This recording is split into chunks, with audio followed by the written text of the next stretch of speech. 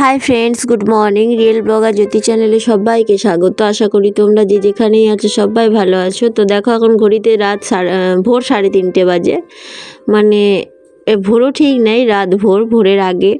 তো যাই হোক, 3:30-র সময় আমরা 3টের সময় উঠেছি। উঠে তারপরে ছেলে উঠে পড়েছে মামা বাড়ি যাবে বলে, দিয়ে সব আমি বিছানা ঘর দোর গুছিয়ে রেখে যাচ্ছি। আর গিয়ে তারপর আমরা রেডি হয়ে দেখো স্টেশনে দাঁড়িয়ে আছি।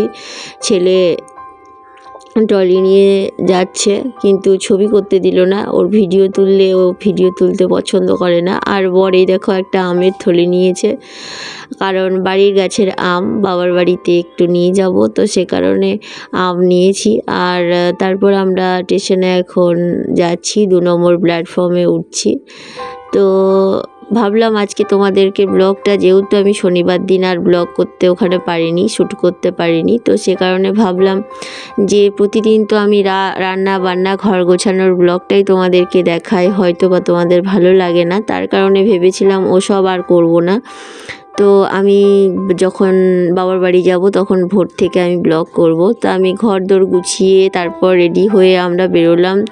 তো ঘর দোর গোছানোটা অতটা ডিটেলে তোমাদেরকে দেখালাম না। দিয়ে এখন আমরা ট্রেনে উঠে বসেছি, এই দেখো। আর ছেলে এখন চিপস খাচ্ছে সকালবেলাতেই।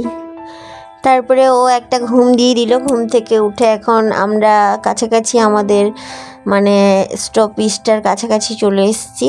তো আমার যেহেতু অনেকটাই জার্নি করতে হয়, তো আমাদেরকে ভোর 3টের সময় উঠে আমাদের ট্রেন ধরতে হয়। 4:30 সময় ট্রেন ধরতে হয়, তার কারণে আমাদেরকে অনেকটাই রাস্তা জার্নি করতে হয়।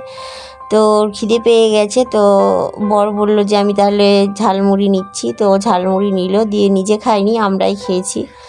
তো এখানে ঝালমুড়ি খেয়ে এখন ঘড়িতে 9টা বাজে, আর মোটামুটি চলে এসেছি। 9:30-র মধ্যেই আমাদেরকে ঢুকিয়ে দেয়। তো এখন আমরা ফারাক্কার কাছাকাছি আছি। দেখো, ফারাক্কার কাছাকাছি এসে আমি ভিডিও করলাম, কারণ এত সুন্দর লাগছে দেখতে, ভাবলাম তোমাদেরকে এই ভিডিওটাও তুলে দিই।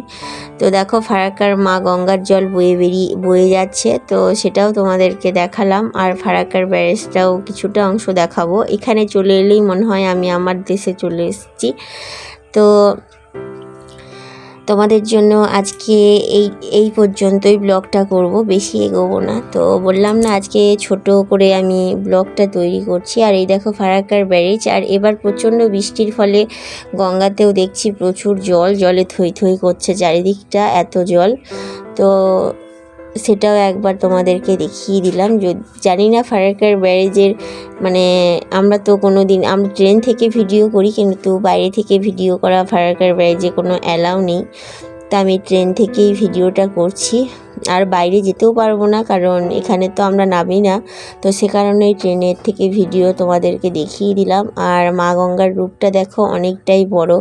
আর এখানে বিশাল বড়, দেখে মনে হচ্ছে যেন একটা সমুদ্রের মতো, এই প্রান্ত থেকে ও প্রান্ত প্রায় এটা মনে হয় 1 কিলোমিটার মনে হয় হবে, যতটা রাস্তা মানে ব্যারেজ করা আছে ততটাই মা গঙ্গা।